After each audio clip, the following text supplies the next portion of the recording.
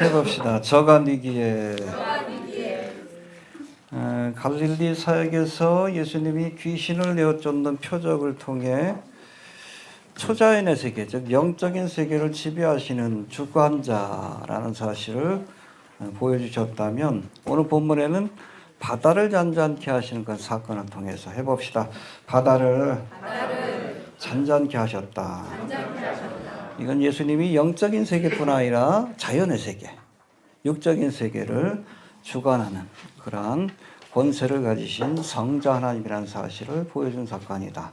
할렐루야. 예수님은 하늘의 권세뿐 아니라 땅의 권세도 갖고 계십니다. 해봅시다. 하늘의 권세와 땅의 권세를 내게 주셨으니. 할렐루야. 여러분, 영적인 세계를 다스리고 주관할 수 있는 권세가 주님께 있고, 그뿐 아니라 육적인 세계, 자연의 세계, 초자연의 세계뿐 아니라 자연의 세계도 주님께서 창조하셨기 때문에 주관하고 다스리는 권세가 있는데, 바로 그것을 보여주는 사건이 오늘 본문의 사건이다. 그렇게 이해하시면 됩니다. 굉장히 중요해요. 예수님이 성자 하나님이심을 드러낸 아주 중요한 사건 중에 하나입니다. 자, 본문의 말씀 살펴보기 전에 먼저 우리 지난 시간에 배운 말씀 잠깐 한번 복습해 봅니다. 예수님은 제자들에게 하나님 나라의 비밀을 알려주시기 위해 씨 뿌리는 비유의 말씀을 주신 뒤에 이것을 보충 설명하기 위해 또다시 4가지 비유의 말씀을 주셨습니다. 기억나십니까? 안 나셔요? 복습해 봅시다. 첫 번째, 등불의 비유. 이게 처음에 주신 비유는 씨 뿌리는 비유인데, 말씀을 뭐로 비유한 거예요? 씨. 그 자체가 생명력이 있기 때문에 뿌리면 30배, 60배, 100배 결실을 맺게 되는 겁니다. 할렐루야. 등불의 비유에서는 말씀은 뭐로? 빛으로. 우리가 세상에 나가서 복음의 빛을 전해야 합니다. 근데 우리가 이 등잔을 켰으면 말 아래 두지 말고, 덮어두지 말고, 침상 밑에 두지 말고, 어디에? 더 많은 사람들에게 전할 수 있는 그 등경이 무엇인가를 우리가 고민해야 돼. 알겠습니까? 요즘 뭐 코로나 끝나고 나서 사람들이 유튜브를 통해서, 인터넷을 통해서 설교를 많이 듣는데요. 이게 자꾸 습관이 되다 보니까 젊은 사람들은 뭐 텔레비보다 유튜브를 더 많이 보지 않습니까? 어찌됐든 이 복음을 우리가 전해야 된다는 명제는 분명하지만, 이걸 어디다가 전해야 될 것인가, 어떤 방법을 쓸 것인가에 대해서는 그때그때 하나님 주신 지혜를 따라서 등경 위에 더 많은 사람들에게 복음을 전할 수 있는 방법이 무엇인가를 고민해야 합니다. 알겠습니까? 그래서 유튜브도 시작이 된 겁니다. 알겠습니까? 구독, 좋아요 하시길 바랍니다. 농담이고. 1000명 넘었어요. 이제 뭐 라이브 방송도 가능할 것 같아요. 자, 그리고 또 두 번째 비유는 뭡니까? 헤아리는 그릇. 해봅시다. 헤아리는 그릇.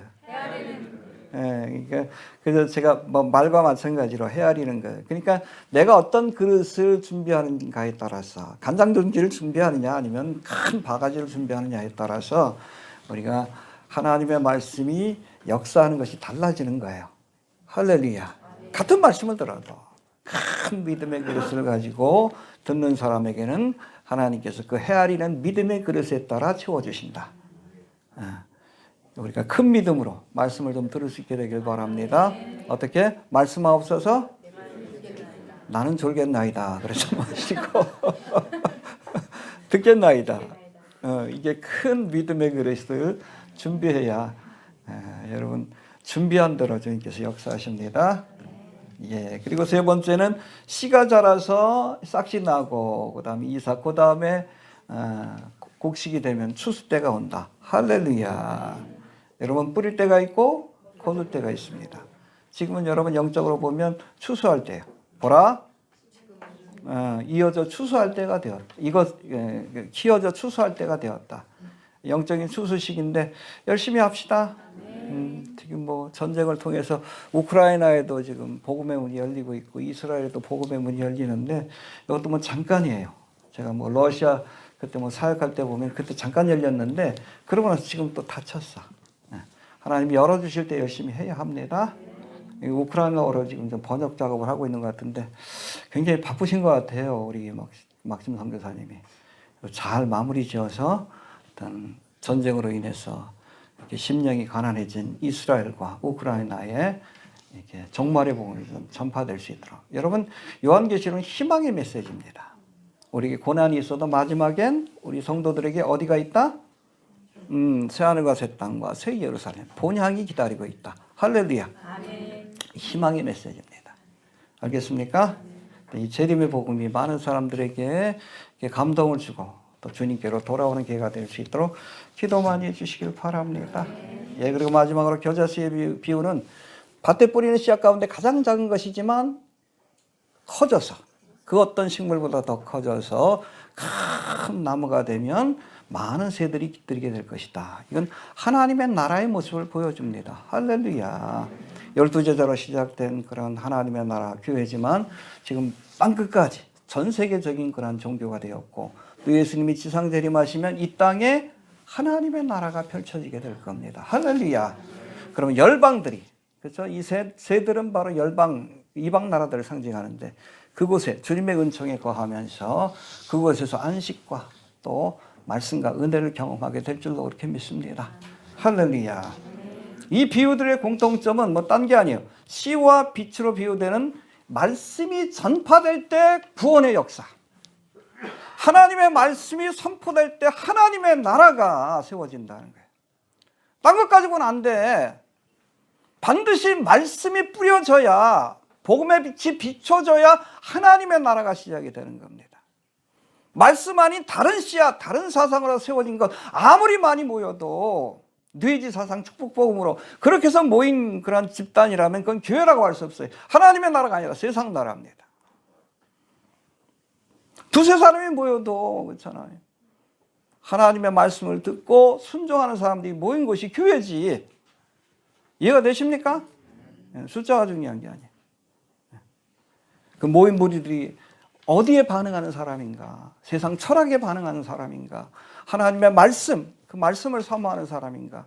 그걸 통해서 참된 교회와 그렇지 않은 교회를 구분할 수 있다는 거예요. 말씀이 뿌려질 때 하나님의 나라가 시작이 됩니다. 알겠습니까? 열심히 우리가 복음을 전해야 돼. 이거 되시죠? 결과는 하나님께 맡기고. 자, 이제 본문 말씀 들어갑니다. 35절 봅시다. 시작. 그날 저물 때에 제자들에게 이르시되 우리가 저편으로 건너가자 하시니. 그날이 무슨 날이야?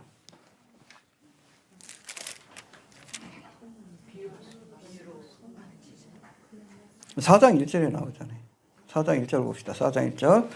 시작. 예수께서 다시 바다에서 가르치시니 그물과 모여들고는 예수의 성에 올라 바다에 가시고 몸을 바다는 육지에 있더라. 그렇죠. 예수님께서 갈릴리 바다에 그렇게 배를 띄우시고 하루 종일 뭘 하셨어요? 말씀을 전하셨어요. 특별히 비유의 말씀으로. 여러 가지로 전하시고 또 제자들에게 설명해 주시고 얼마나 힘드시겠어요. 풍랑이 이런 바다에서 그냥 주무셨잖아요. 까무러친 거예요.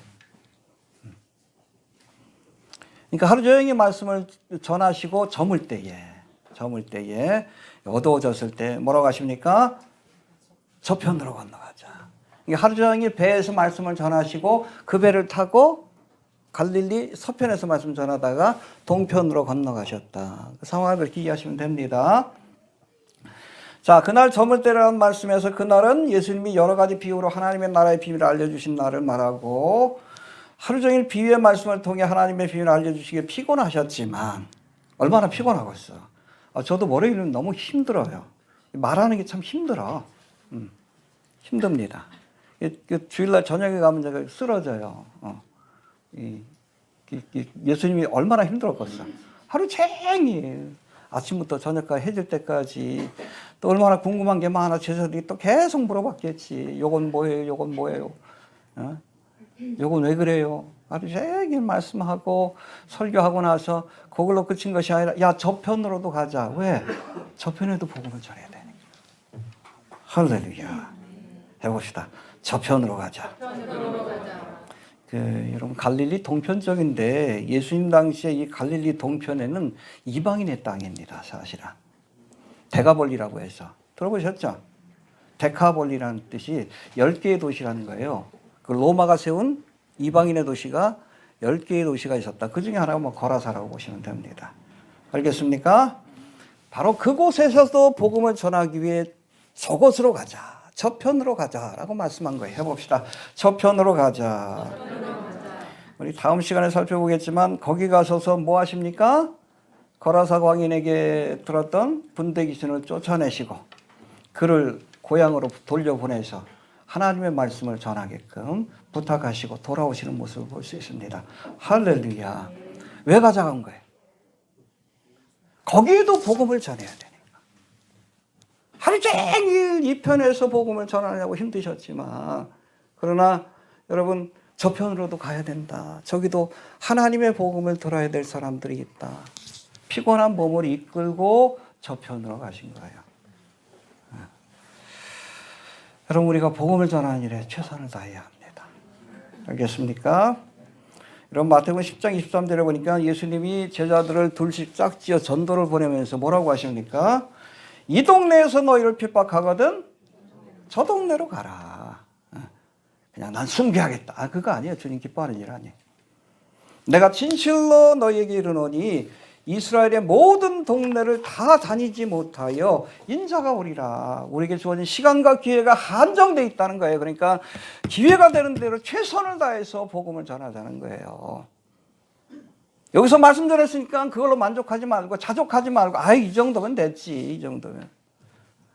그러지 말고 저편으로 가서 아직 복음을 듣지 못한 사람들에게 말씀을 전해야 한다. 할렐루야. 있습니까? 우리 교회도 이게 그렇게 큰 교회는 아니지만 왜 이스라엘에 가서 그렇게 복음을 전하고 막심 선교사를 후원합니까? 저편으로 가서도 말씀을 전해야 되기 때문에 그래요. 그런 마인드가 필요합니다. 너는 말씀을 전파하라. 때를 얻든지 못 얻든지 항상 힘쓰라. 범사에 오래참과 가르침으로 병책하며 경계하며 권하라. 힘써야 합니다. 이 편에서 복음 전했다고 만족하지 말고 그렇죠? 많은 열매를 얻었지만 저편으로도 가야 돼. 왜? 아직 복음을 듣지 못한 사람들이 있기 때문에 저편으로 건너가야 합니다. 알겠습니까? 자, 36절 봅시다. 시작.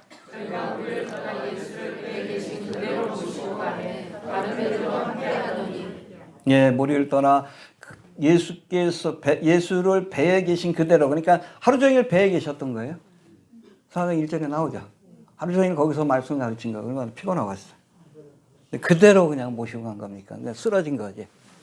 기절한 거예요. 기절한 거예요. 너무 피곤해가지고.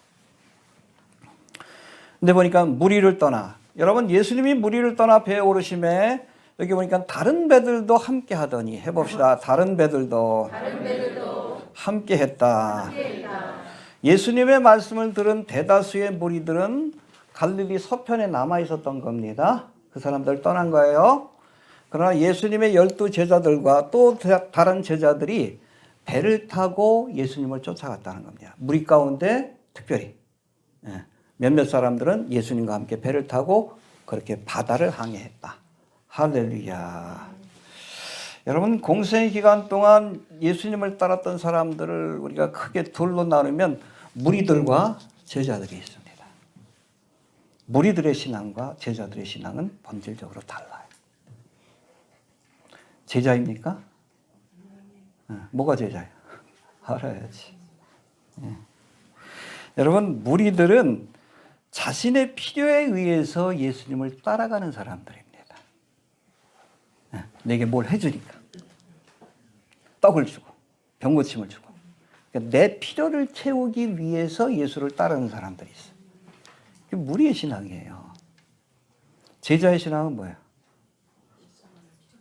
예수님이 가시는 곳이면 어디든지 쫓아가는 거예요. 무조건 쫓아가는 겁니다. 십자가 길이라도 할지라도.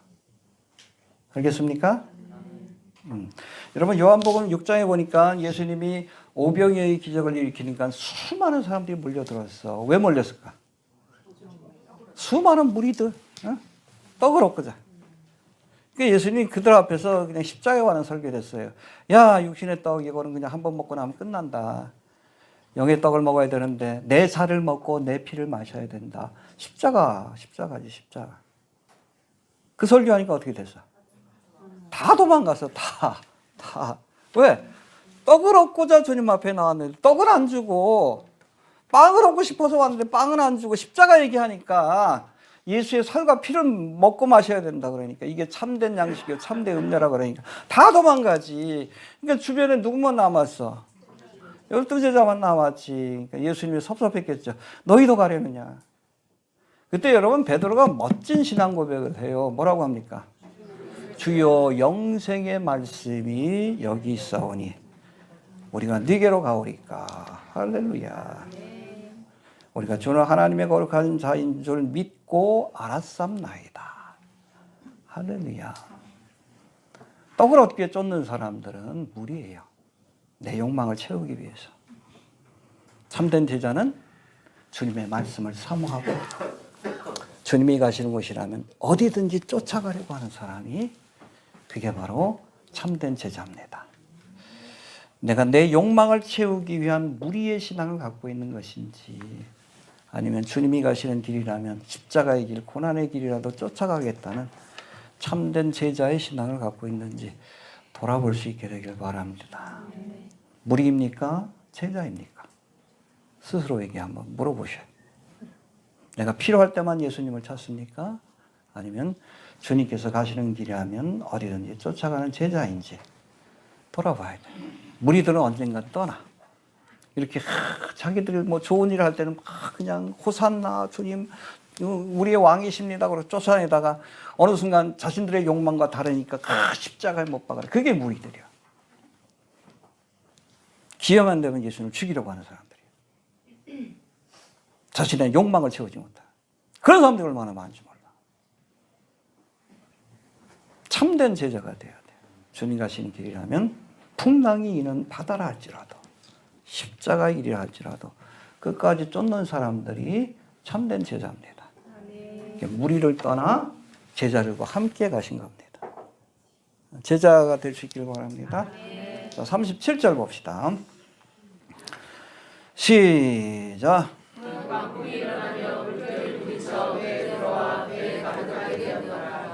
예, 여기서 큰 광풍이 일었다고 했는데 헬라어로 보니까 메갈레 아네모라고 되어 있습니다. 아네모는 뭐 바람이라는 뜻인데 메갈레 원어는 메가스인데 메가톤급의 바람이 불었다. 도저히 감당하기 힘들다. 잠깐 한번 보고 갈까요?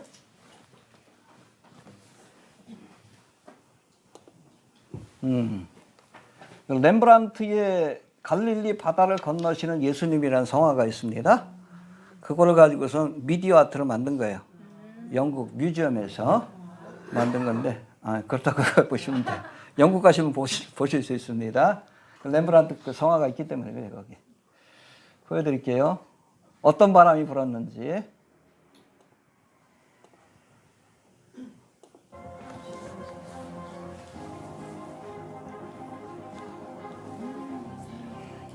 메갈레 아네모.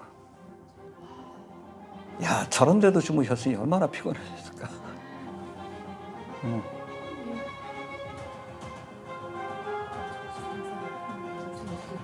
그러니까 죽겠다고 난리친 거지, 애들이. 이해가 되시죠? 그러니까 메갈레 아네모입니다.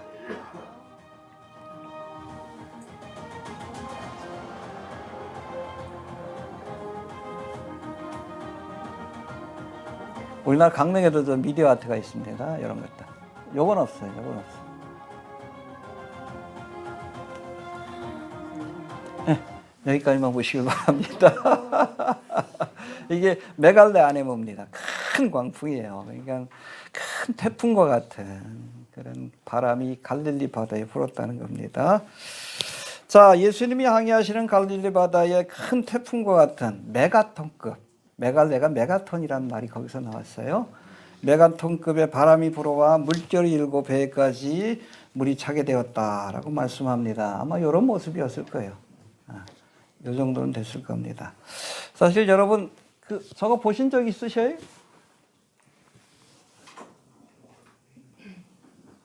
갈릴리 바다에 대해서 좀 아셔야 되는데.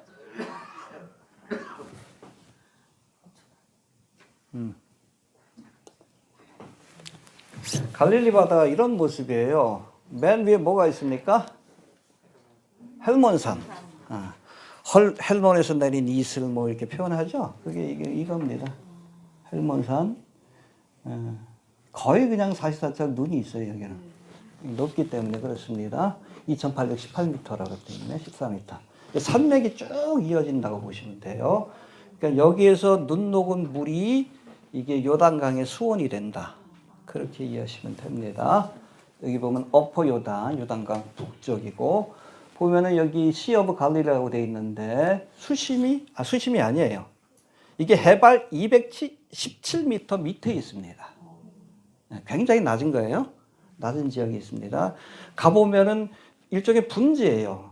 거기서 이렇게 가서 보시면은, 병풍처럼 사방이 쫙 둘러서 있어요. 특별히 그 북동쪽은 그 시리아 국경을 지금 접하고 있는 골란고원입니다. 아마 거기가 곡가마국 전쟁이 벌어질 전쟁터로 이렇게 많은 학자들은 보고 있는데, 이런 모습이에요. 딱 들어가면 신기해. 쫙 병풍처럼. 사해도 그래요. 사해가 한 마이너스 400m인가 그러니까 더하지. 사해도 딱 밑에서 보면은 사방이 병풍처럼 쫙 둘러쳐져 있어요. 해발 마이너스 217m이기 때문에 그렇습니다. 이렇게 돼 있다. 요단강이 이쪽으로 흘러가고 사해로 흘러가는 겁니다. 지금은 여기 골란공원이 여기 있고, 요르단과 시리아가 있고, 이스라엘 국경, 레바논이 여기 있다. 지금 전쟁하고 있는 것이 바로 여기다라고 보시면 됩니다. 이런 모습이에요. 분지죠? 움푹하게. 그릇처럼 들어간 그러한 지형을 갖고 있다. 근데 여러분, 여기 보면은 요 분지 안에, 분지처럼 생긴 갈릴리 바다에 딱 그 따뜻한 공기가 이렇게 갇혀 있을 때가 있어요. 계절이 변화될 때. 근데 여기 보면 할몬산은 내륙 지역이니까 굉장히 춥죠. 따뜻한 공기가 갇혀 있는데 겨울철에 보면 여기서 아주 차가운 공기가 요 골짜기를 따라서 내려오게 되면 그때 광풍이 일어난다고 합니다. 바로 그런 장면이다라고 보시면 돼요. 평상시에는 잔잔해. 호수와 같이 잔잔한데, 그런데 이렇게 특별히 겨울철과 같이 이렇게 계절이 변화될 때, 그때는 정말 감당하기 힘든 큰 광풍과 같은 바람이 일 때가 있는데, 예수님이 항해할 때가 바로 그때였다라고 보시면 됩니다. 알겠습니까? 예. 자, 이 갈릴리 바다는 원래 바다가 아니에요. 솔트가 아닙니다. 솔트시가 아니라 원래 민물이에요. 정확하게 표현하면 뭐라고 해야 합니까? 호수라고 해야 되는데, 근데 우리 지난 시간에도 얘기했듯이 당시 이스라엘 사람들은 무조건 그 물이 많으면 바다라고 표현했어요. 식물도 크면은 나무라고 그랬어. 그러니까 겨자는 원래 풀인데, 1년생 풀인데 그걸 겨자 나무라고 표현하잖아. 우리가 보기에 이거 좀 틀린 거다. 성경이 잘못됐다. 아니요. 당시에는 뭐 나무 풀 요 개념 자체가 없을 때예요. 바다하고 뭐 무조건 뭐 많이 고여 있으면 바다고, 그리고 또 식물도 크면 나무라고 불렀다라고 이해하시면 됩니다. 자, 그래서 남북으로는 한 21km 정도, 그리고 좌우로는, 동서로는 12km, 가장 넓은 곳이 12km 정도이고, 디베리아에서 그 건너편까지는 한 8km, 전체를 돌면 한 50km 정도 된다고 합니다. 그런 호수다, 아담한 호수인데, 가보면 참 그래요. 가서 보면, 야, 이런 것도 있나 보다라는 생각이 들 때가 있는데, 나중에 성지순례 길이 열리면 좀 가보시길 바랍니다. 예. 자, 이 갈릴리 바다는 갈릴리 바다라는 명칭 외에도 또 다른 세 가지 명칭으로 불리는데, 먼저 이 갈릴리 바다 서쪽에 있는 대표적인 도시인 디베랴. 이거 굉장히 오래된 도시입니다. 디베랴가 왼쪽에 있죠? 중간에. 디베랴. 이게 로마 시대 때 온천이 지금도 온천이 있습니다. 디베랴. 요 이름을 따서 디베랴 바다라고도 부르고. 알겠습니까? 그리고 여기 보면 게네사렛 평원이 있죠. 예, 여기가 평지인데 옥토예요. 여기를 따가지고 게네사렛 바다라고도 부르고. 그리고 구약 시대는 이거를 긴네렛 해봅시다. 긴네렛 바다라고 불렀는데, 이게 모양이 뭘 닮았어요? 우린 잘 몰라. 근데 이 당시 쓰던 하프 모양이라고 합니다. 그래서 히브리어로 하프가 키노인데, 예, 이게 조그만 거. 그래서 하프를 닮았다고 해서 구약시대 때는 긴네렛 바다라고 불렀다고 보시면 됩니다. 명칭이 네 가지예요. 첫 번째 뭐? 갈릴리 바다, 디베라 바다, 게네사렛 바다, 긴네렛 바다 혹은 호수. 성경에 나오면 이건 어디지? 찾지 마시길 바랍니다. 같은 거예요. 알겠습니까? 시대마다 명칭이 달랐는데 이렇게 네 가지로 불리고 있다라고 보시면 됩니다. 자, 이 갈릴리 바다에서 풍랑을 만난 사건에서 우리가 한 가지 생각해 봐야 할 것은, 잘 들으세요. 제자들이 예수님을 믿고 따라간 길이었지만 그 길에서 광풍을 만났어요. 해봅시다. 예수님을 믿고 따랐는데 뭘 만나? 그렇죠. 예수 믿으면 만사형통한다며. 그렇게 같은 교회들 있잖아. 예수 믿으면 무조건 축복받는다. 아니요. 예수님 그런 말씀하신 적이 없어요. 나를 따라오려면 자기 십자가를 지고 자기를 부인하고. 고난의 길이라고 분명히 얘기했어요. 믿음의 길에도 광풍이 있는 겁니다. 예수 믿으면 만사형통. 거짓말이에요. 성경에 어디 그런 말이 있어요. 신앙의 길에도 광풍이 있는 거예요. 고난이 있는 겁니다. 광풍을 만나거든 그러려니 하시길 바랍니다. 근데 이 광풍을 통해서 제자들이 뭘 경험해? 예수님이 바람도 잠잠케 하시는 성자 하나님이신 것을 경험하게 됩니다. 할렐루야. 욥도 그랬잖아요. 고난을 통해서 내가 이전에는 하나님에 관하여 귀로만 들었었더니 지식적인 믿음에 불과했습니다. 근데 이 고난을 통해 눈으로 뵙게 되었나이다. 이게 은혜지. 그래서 우리가 믿음의 길을 갔다가 뜻하지 않은 광풍을 만나거든 오히려 감사하시길 바랍니다. 은혜 받을 수 있는 좋은 기회예요. 있습니까? 시편 23편에도 그러잖아. 여호와는 나의 목자니 선한 목자인데 어디로 인대? 사망의 음침한 골짜기로 다닐지라도. 이 다윗의 신앙 고백인데 그렇잖아요. 얼마나 역경이 많았습니까? 근데 왜 그 길로 가게 하셔요? 두 가지예요. 나를 의의 길로 인도하신다 그랬어. 고난의 길이지만 의의 길이요. 바른 길이요. 어디로 통하는? 푸른 초장 맑은 심의 물가로. 천국으로 통하는 바른 길이기 때문에. 편한 길 가지 않길 바랍니다. 의의 길을 가야 돼. 천국 가는 길을 가야지. 힘들어도 예수를 믿고 따라야 될 이유가 여기 있는 거예요. 때로는 우리 예수님께서 우리를 사망의 음침한 골짜기로, 광풍이 부는 바다로 인도하실 때가 있다는 거예요. 그래서 환난을 만날 때 이상한 일 겪는 것처럼 이상히 여기지 않길 바랍니다.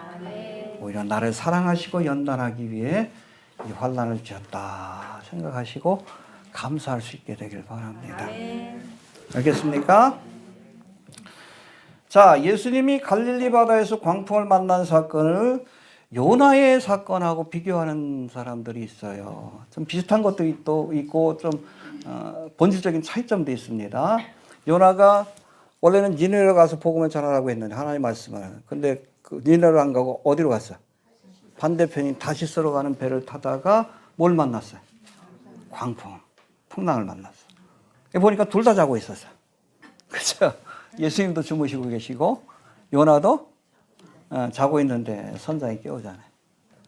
근데 본질적인 차이점이 있어요. 한 두 가지로 볼 수 있는데, 먼저 요나는 하나님의 사명을 저버리고 불순종의 길을 가다가 광풍을 만난 겁니다. 이런 광풍을 만날 때가 있습니다. 알겠습니까? 믿음의 사람들 하나님께서 이 길로 가라고 하는데 거절하면 하나님이 광풍을 보내시기도 해요. 근데 예수님의 경우는 뭐예요? 하나님의 사명을 감당하기 위해 저편으로 가다가 광풍을 만났어요. 이해가 되십니까? 예. 우리가 하나님의 뜻에 불순종하다가 이에 대한 형벌로 광풍을 만날 때도 있고, 때로는 사명의 길을 가다가 예수님처럼 광풍을 만날 때도 있다는 겁니다. 똑같은 광풍이나 뭐 똑같은 광풍이 아니에요. 겉모습만 비슷할 뿐이지.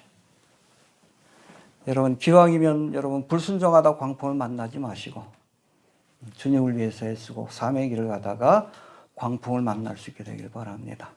알겠습니까? 예. 자, 두 번째로 요나서를 보면 이 광풍이 잠잠해졌죠. 뭐 할 때? 뭐 기도할 때요. 그렇지. 요나를 바다에 던지니까 이 광풍이 사그라들었어. 요나는 불순종의 죄예요. 여러분, 내 불순종으로 인해서 광풍이 찾아오면 회개해야 돼. 요나를 바다에 던져야 돼. 내 죄를 던져버려야 돼. 그래야 광풍이 잦아져요. 근데 예수님은 어떻게 광풍을 잠잠케 하셨어요? 꾸짖었어요. 알겠습니까? 여러분, 내가 죄를 지어서 광풍을 만난 거면 회개해야 합니다. 요나를 바다에 던져야 돼. 그러나 하나님의 사역을 방해하기 위해서 광풍이 찾아올 때가 있어요. 그럴 때는 주님 주신 권세로 꾸짖어 물리쳐야 합니다. 믿습니까? 진단을 잘해야 돼. 회개하러 광풍 주셨는데 사탄아 물러가라. 안 물러가. 안 물러가. 회개할 때까지 안 물러가. 이해가 되십니까? 진단을 잘해야지. 진단을. 요나의 광풍인지 아니면 예수님의 광풍인지 진단을 잘하시길 바랍니다. 회개하라고 하나님 광풍을 보냈는데 그냥 회개는 안 하고 그냥 사탄아 물러가라. 물러가겠어. 사탄도 하나님의 종인데. 진단을 잘할 수 있게 되길 바랍니다. 자, 봅시다. 이제 38절 봅시다. 시작.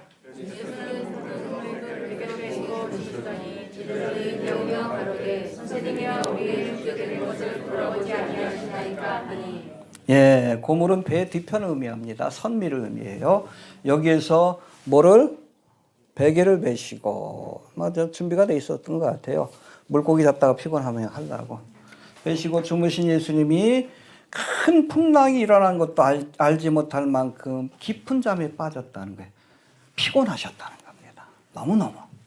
어버가도 못 정도로. 아까 봤잖아. 그런데 어떻게 자, 일반 사람들이. 이런 경험해 보신 적 있어요? 저는 좀 비슷한 경험을 한 적이 있어요. 배가 아니라 비행기 타고 가다. 이상기류라 그러나? 뭐라 그러나? 터뷸런스라 그러나? 갑자기 비행기 팍 떨어져가지고, 기도가 나오더라고. 그랬던 경험이 있는데, 그러면서 계속 한 5분, 10분 정도 그랬던 것 같아. 이게 살 수 있나? 그 생각도 있고. 왜 얘기하다 했지? 그런데 그 와중에 주무신 거예요. 얼마나 피곤했으면. 해봅시다.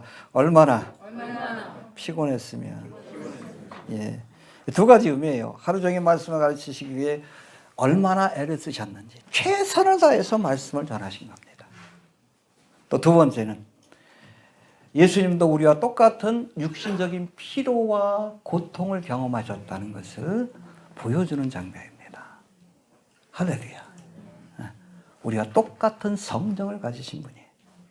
똑같이. 우리가 받으셨던 유혹을 똑같이 받으시고 또 우리가 겪었던 고난을 똑같이 경험해 보시는 분입니다.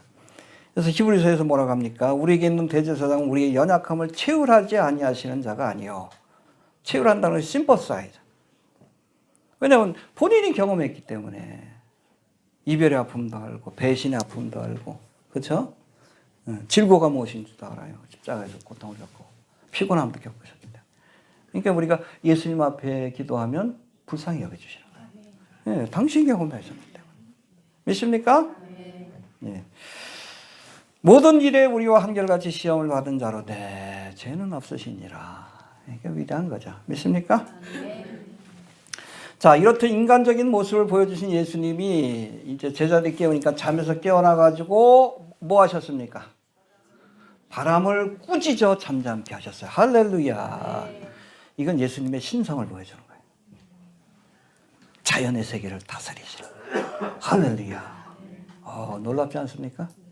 예수님이 명령하니까 바람이 쫙 고여진 거예요. 빛이 있으라. 막 창조의 주가 되시죠. 그러니까 이 사건은 여러분 예수님의 인성과 신성을 동시에 보여주는 아주 특별한 사건이에요. 피곤해가지고 잠들어 있는 예수의 모습, 참된 인간, 예수님의 인성, 그리고 바람을 꾸짖어 잠잠케 하시는 예수님의 신성을, 인성과 신성을 동시에 보여주는 특별한 사건이다. 예수님은 참 인간인 동시에 참 하나님이십니다. 할렐루야. 이해가 되시죠? 네, 이 사건이 아주 그래서 신학적으로 굉장히 중요한 사건이다라고 보시면 될 것 같아요. 자, 다시 봅시다. 우리 38절 시작.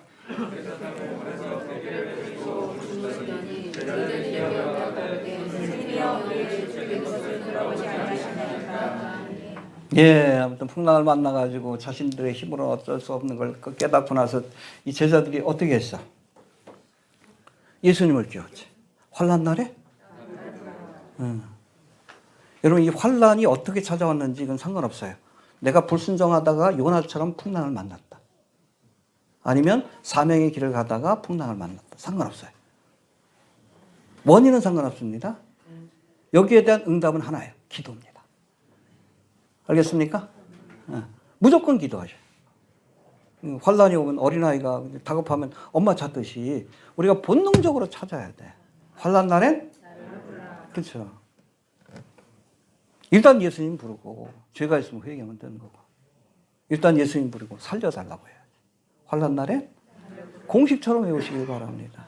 상관없어요. 내 죄로 인한 환란이든 아니면 사역을 방해하기 위한 환란이든 상관없이 환난 날엔 예수님을 찾으시길 바랍니다.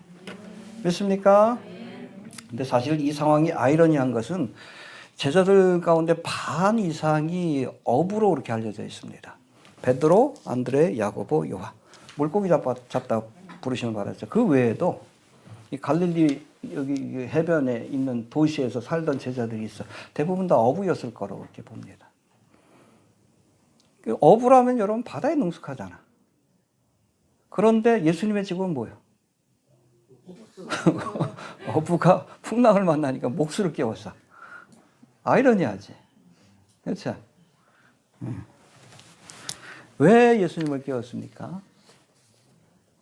예수님이 단순한 목수가 아니라 그 이상의 일들을 행할 수 있다는 것을 알았기 때문에 귀신도 내어 쫓으시고 병든 자를 고치신 예수님의 그 권능을 받기 때문에 알겠습니까? 예. 여러분 예수님의 인간적인 면만 아는 사람들, 다시 말해 예수님을 그냥 목수 아니면 4대 성인 중에 하나 정도로만 아는 사람들은 다급한 일이 있을 때 예수님을 찾지 않게 돼요. 내가 해결하려고 하지. 내가 어군데. 예수님은 단순한 목수가 아니라 우리의 근원적인 문제를 해결할 수 있는 성자 하나님이라는 사실을 알고 깨달은 사람만이 어렵고 힘든 순간에 예수님을 찾는 겁니다. 알겠습니까? 세상 사람들은 단순히 예수님을 목수로 알고 있어. 그냥 4대 성인 중에 하나. 뭐 공자나 예수나 뭐 비슷하지? 아니에요. 예수님은 성자 하나님이십니다. 만물을 창조하시고 지금도 주관하시는. 그러니까 우리가 예수님을 찾는 거고. 예수를 찾아야 문제가 해결되는 거예요. 목수가 아닌 성자 하나님으로 만날 수 있게 되길 바랍니다. 자, 또 사나운 풍랑과 싸우다가 예수님을 깨운 제자들이 우리의 죽게 된 것을 돌아보지 아니하시나이까. 이건 기도라기보다는 원망이지, 그렇지? 왜 죽게 됐는데 이렇게 잠만 주무십니까? 원망한 거지.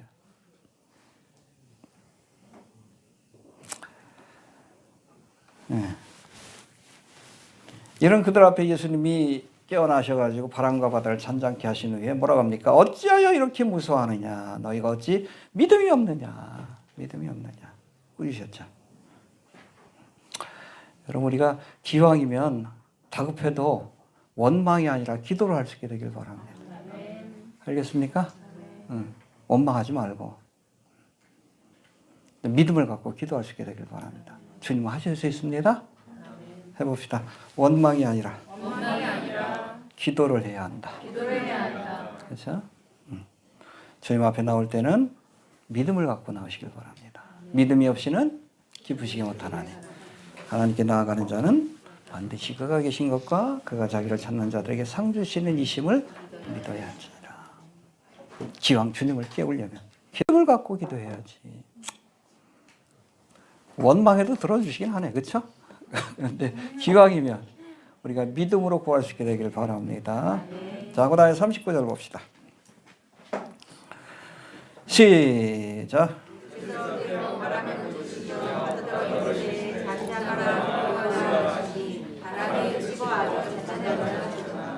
예, 여기 꾸짖다는 단어가 헬라어로 에페피메센이라고 돼 있는데 시제로 보면 부정 과거 시제입니다. 해봅시다. 과거 시대다.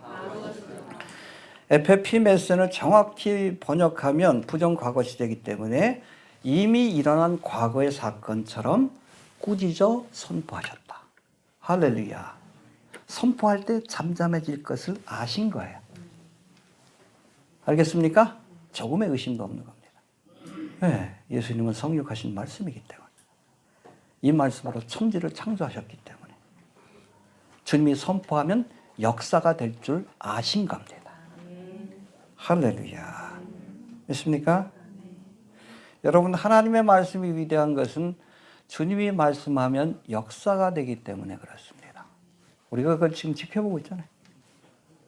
초림의 사건도 그렇죠. 구약에서 예언한 그 사건이 역사가 되는 모습을 보여준 것이 초림의 사건이에요. 그가 찔림은 우리의 허물을 인하며. 그렇죠. 그게 역사가 됐잖아. 십자가의 사건을 통해. 재림의 사건이 지금 역사가 되는 모습을 지켜보고 있잖아. 곡과목의 전쟁이 일어날 것이다. 마지막 때가 되면 아까 뭐 기도도 했지만은 이스라엘이 안티세미티즘이 전 세계로 무거운 돌이 되고 많은 사람들이 세상 모든 사람들이 이스라엘 미워하게 될 것이다. 지금 그러고 있잖아요. 그게 언제 예언된 거예요? 2600년 전에 700년 전에 이렇게 예언된 거예요. 하나님이 말씀하시면 역사가 되는 겁니다. 주님이 꾸짖으셨다는 것이 이미 그것이 일어난 거예요. 하나님 편에서는. 하나님이 말씀하면 역사가 됩니다. 가끔 보면 뭐 일루미나티, 뭐 적그리스도의 세력에 대해서 이렇게 유튜브 만들고 뭐 글 쓰는 친구들이 있는데 이 친구들이 보면 가끔 거짓된 정보, 이 정보를 이렇게 얘네들이 퍼뜨리면서 거기 가끔 거짓된 정보를 거기다 섞어놓거든요. 왜? 그 얘기하는 사람들 신뢰를 떨어뜨리기 위한 거예요. 근데 거기 휘둘려. 영상 만들어 먹는 거 보니까 그냥 점점 더 팁인가요? 봤더니 뭐 랩털리언에 관한 이야기도 나오고 보면 그래. 그 분별을 못해. 왜 분별을 못하는지 아십니까? 기준이 없어서 그래. 캐논이 없어서 그래요. 말씀으로 봐야 되는데 말씀을 안 믿으니까 이게 거짓된 정보인지 참된 정보인지 몰라. 저도 그래요. 이게 또 보면 여러 가지로 그 필터링 한 다음에 마지막엔 성경으로 보는 거예요. 성경적인가 아닌가. 왜? 하나님 말씀은 1.1획도 틀릴 수가 없거든. 그러면 오류가 없어요. 거의 틀리지 않습니다. 근데 그런 기준이 없으니까, 캐논이 없으니까 이것저것 막 소개하는 거예요. 예전에 그 스피커도 뭐 이것저것 우리 블로그 하다가 나중에 그 안티세미티즘으로 또 나가잖아. 유대인들. 정보에 휘둘린 거예요. 캐논이 없어서 그래. 여러분, 하나님이 말씀하면 역사가 되는 겁니다. 이게 굉장히 중요해요. 그래서 우리는 미래를 알아요. 앞으로 이 세상이 어떻게 돌아갈지. 현재하고 미래를 알아. 그 중간에 어떤 일이 있을지 그것이 아직 확실하지 않아서 그럴 뿐이지. 곡감하고 전쟁이 일어난다는 거 알아요. 어떤 과정을 통해서 일어나는지 분명하지 않으니까. 그 예측하는 것 뿐이지. 휴거 사건이 있을 거 알아요. 역사가 어떻게 흘러가는지 알잖아요. 짐승의 표가 이게 나타난다는 거 알지. 근데 지금 그런 과정들을 우리가 지켜보고 있으니까 우리는 미래를 아는 사람들입니다. 뭐 꿈꾸고 뭐 환상받아서 아니요. 여기 있잖아 성경에. 하나님이 말씀하면 역사가 되는 거예요. 여러분 하나님 말씀이 그렇게 무서운 거예요. 하나님이 선포하시면 역사가 되는 겁니다. 잠잠하라. 잠잠해지는 거예요. 그걸 믿어야 돼. 그래서 기독교는 말씀의 종교라고 합니다. 요한복음에서도 예수님을 성육하신 말씀이라고 표현하고 천지를 창조할 때도 뭘로? 말씀으로. 말씀을 믿는 거예요. 강단에서 엉뚱한 소리 하지 말고 말씀을 선포하라는 거예요. 말씀이 선포될 때 여러분 새 생명의 역사가 나타나기 때문에 그런 겁니다. 이해가 되시죠? 이미 일어난 것처럼 말씀하신 거예요. 그리고 말씀하시니까 역사가 된 겁니다. 믿습니까? 자, 해봅시다. 꾸짖었다. 근데 이전에도 꾸짖는 장면이 나오죠? 뭐 할 때? 귀신을 내어줬을 때. 귀신을 내어줬을 때 꾸짖었다는 것은 뭐예요? 주님이 영적인 세계를 주관할 수 있는 권세가 있다는 것을 보여준 사건이에요. 근데 바람과 바다를 향해 꾸짖었다. 이게 뭐예요? 자연의 세계. 초자연의 세계뿐 아니라 자연의 세계도 주관하는 권세가 있다는 것을 보여주신 사건입니다. 하늘과 땅의 권세를 가지신 분이에요. 이 권세를 가지고 다시 오십니다. 이 권세를 가지고 다스리는 기간이 천년왕국이에요. 할렐루야. 네. 그때 여러분 말씀으로 제가 보기엔 그래 살아왔던 공룡도 다시 살려놓으시고 그럴 거예요. 에덴 동산 같은 원래 모습으로 회복시켜야 되니까. 뭐 멸종됐다고 걱정할 거 없어. 예수님이 말씀 한마디 하면 야 티라노 나와라. 그럼 나오는 거예요. 이해가 되시죠? 하늘과 땅의 권세를 가지셨기 때문에 영적인 세계뿐 아니라 하나님은 예수님은 육적인 세계, 자연의 세계 이 모든 것들을 창조하시고 다스리는 분이라는 사실을 우리가 믿을 수 있게 되길 바랍니다. 영적인 피조물이 뭐가 있어요? 천사들 있잖아, 천사들. 또 하나님은 영이시고. 그렇죠? 타락천사까지 포함되는 거예요. 육적인 피조물. 보이는 거죠. 사람은 무슨 피조물이에요? 영적인 피조물, 육적인 피조물. 둘 다. 알겠습니까? 흙으로 사람의 형상을 만드시고 육체예요. 자연의 세계에 속합니다. 그러니까 떡을 먹어야 돼. 근데 떡만 가지고는 안 돼. 하나님의 말씀을 먹어야 돼. 왜? 영적인 피조물이기 때문에. 그 코에 숨결, 루아, 하나님의 성령을 부으시니 사람이 리빙 소ul, 생명이 된지라. 그러니까 여러분, 인간은 독특한 피조물입니다. 영적인 세계에도 포함되고, 육적인 세계에도, 자연의 세계에도 포함되는. 그러니까 여러분, 우리가 육신을 갖고 있기 때문에 육신적인 욕망을 채워야 만족해. 배고플 때 먹어요. 피곤하면 자야 되고, 성적인 욕구도 채워져야 되는 거예요. 근데 이것만 가지고 만족하지 않아. 개돼지들은 이런 거 만족하는데, 이런 행복한데, 이게 만족된다고 사람이 만족한 게 아니에요. 그러니까 선진국에서 자살 리는 없지. 허무해. 왜? 인간에게는 영적인 욕구가 있기 때문에 그래. 그 영적인 피조물이라서 그런 거예요. 이해가 되시죠? 근데 사실 아담은 이 영적인 세계와 육적인 세계를 함께 다스릴 수 있는 권세를 가진 거예요. 근데 그거를 뺏겼어. 누구에게? 사탄에게 뺏긴 거예요. 그래서 예수님이 제2의 아담으로 오신 겁니다. 할렐루야. 하늘과 땅의 권세를 가지신 분. 믿습니까? 네. 자, 그 다음에 바람이 그치고 아주 잔잔해지더라. 해봅시다. 바람이 그치고 아주 잔잔해지더라. 여기서도 보면 메가스라는 단어가 또 나옵니다. 아주 잔잔해지더라 할 때 여러분 아주가 메가레라고 돼 있는데 또 원어가 그 메가스라고 돼 있어요. 메가톤급으로 잔잔해진 거예요. 그러니까 여러분 예수님이 풍랑이는 바다를 향해서 고요하라, 잔잔하라 하니까 천천히 바람이 줄어든 게 아니에요. 일순간에 팍! 파도가 멈추고 바람이 그친 겁니다. 이해가 되시죠? 이게 갈레네 메가래요. 메가톤급의 평안함이, 고요함이 찾아왔다는 거예요. 일순간에 어떻게 그럴 수 있어? 예수님이 하나님이시니까. 이거 자연의 현상이 아니에요. 그러니까 제자들이 놀랬지. 바람이 이렇게 확 불어요. 그러니까 잠잠하라, 조용하라 그럴 때 천천히 바람이 줄어든 게 아니고 일순간에 팍! 파도도 그치고. 초자연적인 현상을 경험한 거예요. 그 단어가 그거예요. 갈레네 메가레. 메가톤급의 고요함이 찾아왔다. 할렐루야. 네. 이건 예수님의 성자 하나님이시기 때문에 이건 기적입니다. 자연의 현상이 아니에요. 어떤 과정을 통해서 이렇게 뭐 잠잠해진 것이 아니라 한순간에 빵 이렇게 된 거예요. 풍랑이 메가톤급의 바람이 불다가 메가톤급의 고요함이 찾아온 겁니다. 할렐루야. 왜? 이건 초자연적인 사건이기 때문에 그래요. 성경에 보면 뭐 초자연적인 사건들이 가끔 나오잖아요. 하나님이 자연을 다스리는 모습을 보여줄 때가 있죠. 여호수아가 아모리 족속하고 싸울 때 보니까 아모리 족속은 밤 전투에 유리해. 근데 이스라엘 백성들은 밤에 잘 싸우지 못해. 그러니까 하나님께서 여호수아에게 해와 달을 명하여 멈추게 하라. 이건 멈추잖아요. 멈추잖아요.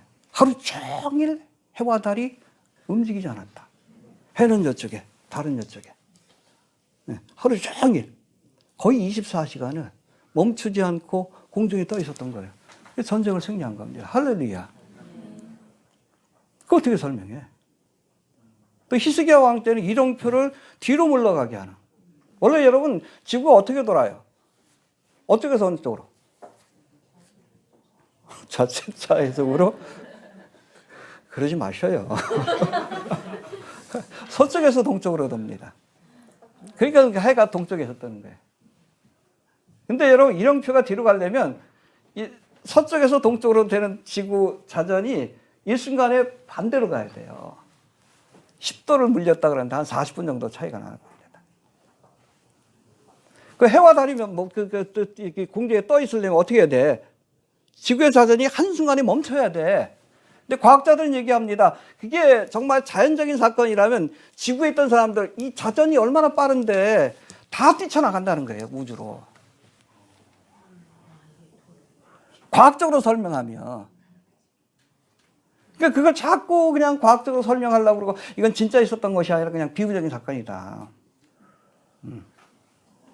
이 순간에 전쟁이 끝나기 때문에 마치 해가 하루 종일 있었던 것처럼 느끼는 거예요. 아예 궁색한 설명이지. 이건 초자연적인 현상이에요. 천지를 창조하신 예수님이 하나님이 명령하시니까 그렇게 된 거예요. 과정은 몰라. 여기도 똑같아요. 갑자기 풍랑이 일다가 큰 광풍이 일다. 메가톤급의 고요함이 찾아왔어요. 이거 어떻게 이해해? 이건 과거로 설명이 안 되는 거예요. 초자연적 현상이기 때문에. 그러니까 제자들이 두려워한 겁니다. 저분이 누구길래 이런 일이 일어날 수 있는 거예요. 근데 예수님이 창조의 주가 되신다는 사실을 우리가 알면 못 믿을 게 뭐 있습니까? 이해가 되시죠? 자, 그 다음에 40절 봅시다. 40절. 저간 위기에 시작.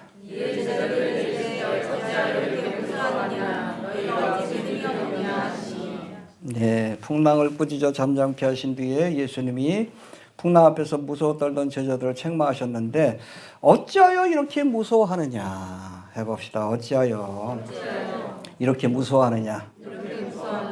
예. 왜 무서워했어요? 뒤에 나오잖아요. 너희가 어찌 믿음이 없느냐. 믿음이 없으니까 두려운 거예요. 여러분 믿으면 담대해집니다. 알겠습니까? 죽음 앞에서 담대해져요. 해봅시다. 어찌하여 믿음이 없느냐.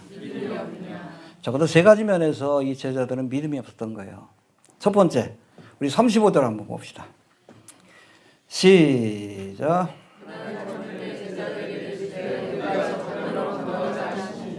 이미 선포하셨어요? 저편으로 건너가자. 건너갈 줄 믿어야지. 비록 광풍이 있다 할지라도. 이 말씀을 못 믿은 거예요.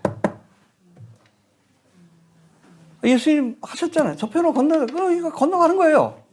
중간에 뭐 광풍이 좀 일어도, 뭐 그래도 가는데 지장 없는 거예요.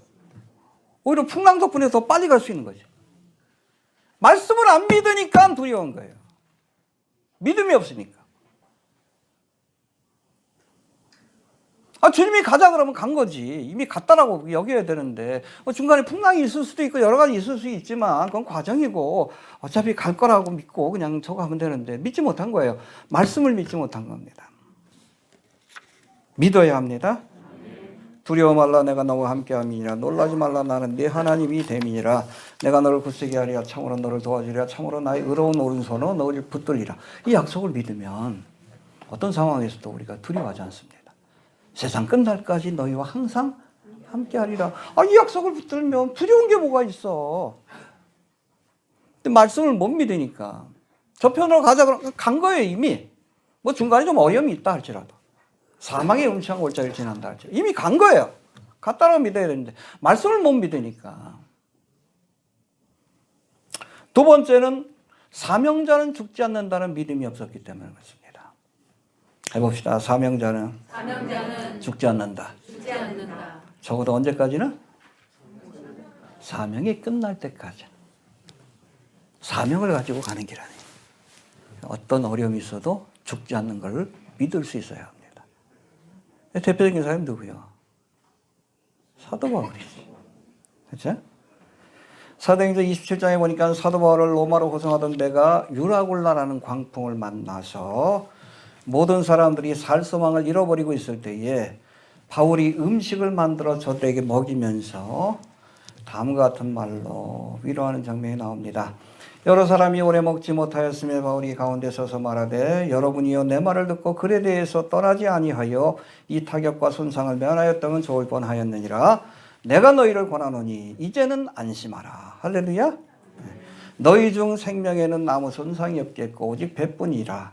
나의 속한 바 곧 나의 섬기는 하나님의 사자가 어젯밤에 내 곁에 서서 말하되 바울아 두려워 말라. 내가 가이사 앞에 서야 하겠고 또 하나님께서 너와 함께 행선한 자를 다 내게 주셨다 하였으니. 그렇죠? 네가 가이사 앞에 서야 되니까 너는 안 죽어.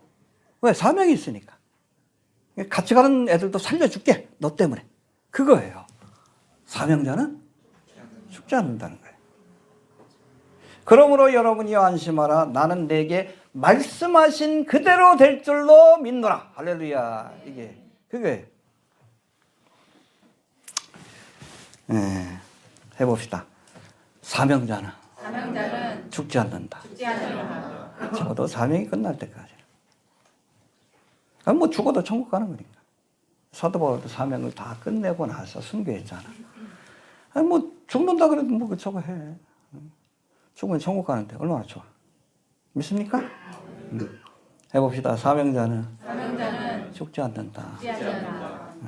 죄송한 얘기지만 제가 그래서 목회하고 나서 병원을 안 가요. 이빨 때문에 간 적은 있지만. 그런 믿음이 있기 때문에 그래요. 데려가시면 데려가시는 거다 라는 믿음이 있어서 그래요. 내 사명이 끝나면 그때는 데려가실 것이다. 이 사명자는 죽지 않는다는 믿음이 필요해요. 이해가 되시죠? 네. 여러분 생사화복의 권세가 하나님께 있는 거예요. 죽을 사람은 그냥 접시물에 코 박고도 죽어. 그냥 길 가다가도 그냥 갑자기 저거 해. 어떤 사람은 골골대고 죽을 고비를 여러 번 넘기는데도 그냥 살아남는 사람이 있어. 왜? 그 사람 모르겠지만 하나님께는 그 뜻이 있는 거예요. 사명자는 유라굴라 강풍을 만나도 안 죽는 거예요. 죽이려고 해도. 불구덩이. 이 사도 요하는 거 있잖아. 뭐 그냥 카라굴라 왕인가? 아무튼. 뜨거운 물에 던졌는데 안 죽잖아. 어우, 시원하다. 무서워가지고 밥 먹으면 유배한 거예요. 왜? 그래서 요한계시록 말씀을 기록해야 되니까. 사명자는 죽지 않습니다. 순교가 사명인 경우에는 뭐 하나님 데려가시죠. 스테반 집사. 그것도 영광이지. 믿음을 가지시게 되길 바랍니다. 마지막으로 제자들은 저들과 함께 배를 타고 계신 예수님이 바람과 바다도 꾸짖어 잠잠케 하시는 성자 하나님인 것을 몰랐어요. 거기에 대한 믿음까지는 갖지 못했습니다. 그래서 두려워한 겁니다. 우리가 하나님에 대해서 더 많이 알수록 더 큰 믿음을 갖게 되고 더 큰 믿음을 가질수록 세상 두려움에서 벗어날 수 있는 겁니다. 할렐루야. 여호와를 알라? 예수님을 우리가 어떤 분인지 알수록 나와 함께 인생의 여정 항해를 하시는 예수님이 어떤 분인 줄 알수록 우리가 두려워하지 않는 거예요. 예수님이 어떤 분인지 모르니까 두려워한 거지. 이해가 되시죠? 예수님 알기 위해서 힘쓰시길 바랍니다. 아는 만큼 믿음이 더해져. 믿음이 생긴 만큼 우리가 어떠한 일에서도 담대할 수 있는 거예요. 어떠한 일에도. 별거 아니에요. 우리 안에 계신 분이 더 크신 분입니다. 그걸 알 수 있게 되길 바랍니다. 마지막으로 41절 시작.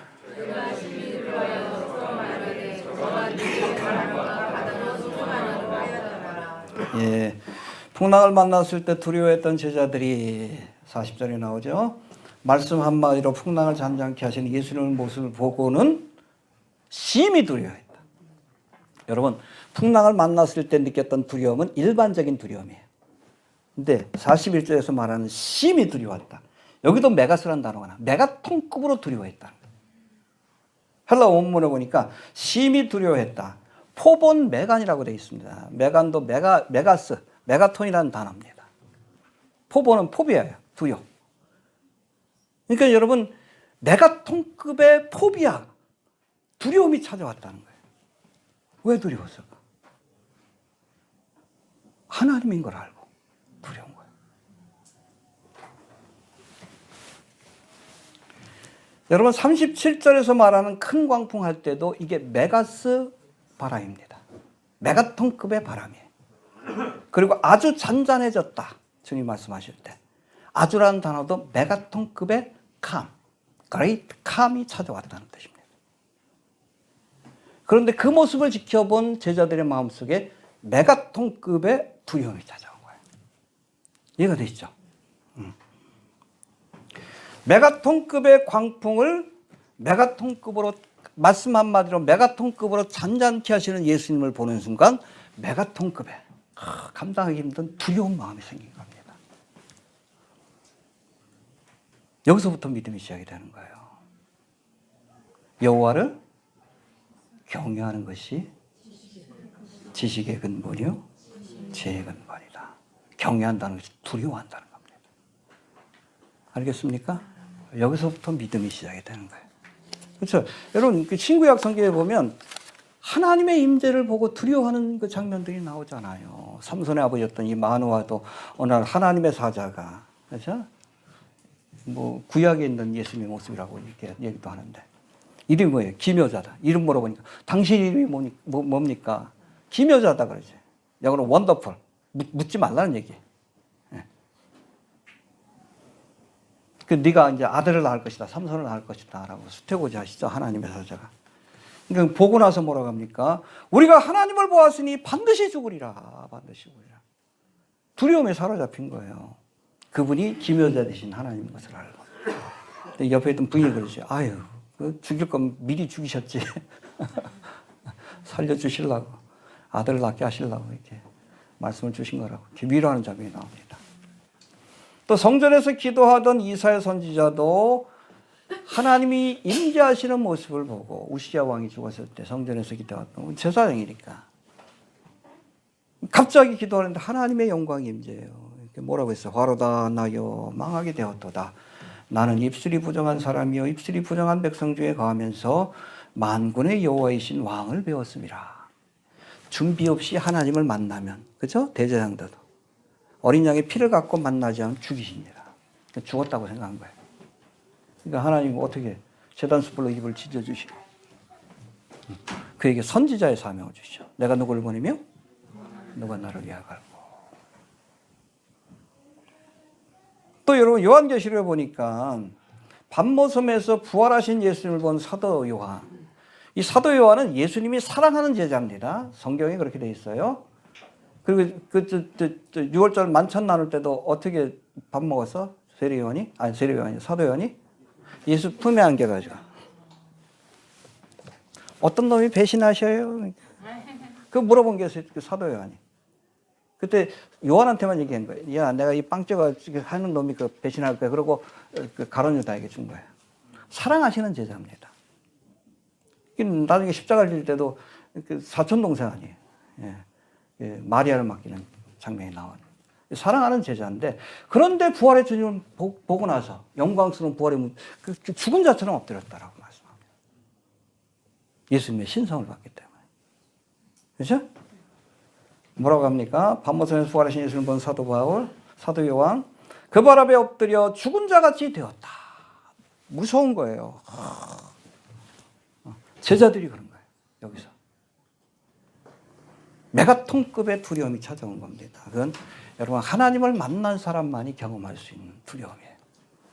근데 그것이 바로 믿음의 시작입니다. 여호와를 경외하는 것이 지식의 하나님을 아는 지식의 출발점이에요. 세상의 이치를 깨닫는 지혜의 출발점입니다. 만날 수 있게 되길 바랍니다. 알겠습니까? 자, 정리합니다. 예수님을 모시고 간 배에도 풍랑이 찾아왔습니다. 여러분, 신앙의 길에도 풍랑은 있다는 사실을 기억할 수 있게 되길 바랍니다. 네. 물론 불순종하다 풍랑을 만날 수 있는데 또 우리가 풍랑을 만날 거면 기왕이면 우리가 불순종하다 만나지 마시고 주님의 사역을 감당하다가 그렇게 고난에 동참할 수 있게 되길 바랍니다. 그래서 불순종하다가 풍랑 만나면 어떻게 해야 돼? 요나를 던져야지. 회개해야 돼. 그렇지 않고 여러분 사역을 방해하기 위해서 풍랑이 찾아오면 꾸짖어 물리쳐야 합니다. 사탄아 방해하는 사역도 물리칠 수 있게 되길 바랍니다. 바다에 능숙한 제자들도 어떻게 할 수 없는 광풍을 만나자 제자들이 누굴 찾았습니까? 그렇죠. 환난 날엔 예수님을 찾을 수 있게 되길 바랍니다. 우리도 인생이랑 항해를 항해하다 보면 고난을 만나 풍랑을 만나 우리의 힘으로 어쩔 수 없는 상황을 경험할 때가 있어요. 그럴 때는 누굴 찾아야 합니까? 예수님을 찾아야 합니다. 여담이지만 이게 렘브란트의 배를 타고 가신 예수님의 모습인데 이게 사실은 교회를 상징합니다. 교회를 상징해요. 이 바다는 뭘 상징해요? 다니엘 7장에도 나오고 요한계시록 13장에도 바다에서 올라온 사악한 세상을 상징해요. 그러니까 교회를 뒤집어 풀라고 풍랑을 일으킵니다. 그걸 걱정할 거 없어. 우리 안에? 네, 이게 교회의 모습이에요. 이해가 되시죠? 그러니까 교회를 상징하는 건 뭐 초대교회에 보면 물고기도 있고 여러 가지 있지만 여기 바다를 풍랑이 있는 바다를 항해하는 배 이거를 교회로 상징합니다. 그러니까 여러분 신천지 새 예루살렘에 뭐가 없어? 바다가 없는 거예요. 사악한 영이 역사하는 세상을 상징하고 있기 때문에 이해가 되시죠? 생수의 강이 흐르긴 하지만 강은 있지만 바다가 없어요. 그걸 상징한다 보십니다. 이게 여담입니다. 아무튼 인생이라 항해를 하다가 고난을 만나면 그때 누굴 찾아야 합니까? 우리 안에 예수님이 계시다는 사실. 그러니까 주님이 계시니까 이 항해를 무사히 어디까지? 천국까지, 저편까지 갈 수 있는 겁니다. 예. 풍랑으로 인해 찾아온 두려움이 작은 두려움이라면 여러분 이런 풍랑을 말씀 한마디로 잔잔케 하신 예수님의 모습을 보며 느끼는 두려움은 메가톤급의 두려움. 이런 우리 경외하는 믿음을 가져야 합니다. 주님을 만날 수 있게 되길 바랍니다. 됐습니까? 이렇듯 하나님을 경외하는 믿음을 가진 사람만이 비로소 세상에 대한 두려움에서 벗어날 수 있는 겁니다. 하나님을 두려워하는 사람은 세상을 두려워하지 않습니다. 이해가 되시죠? 네. 참으로 두려워할 자를 아는 사람은 세상의 권세자들을 두려워하지 않습니다. 믿습니까? 우리가 그럴 수 있게 되기를 바랍니다. 주신 말씀 붙들고 기도합니다. 오늘도 귀한 말씀을 통해 우리의 믿음을 돌아보게 하시니 참으로 감사합니다. 주님과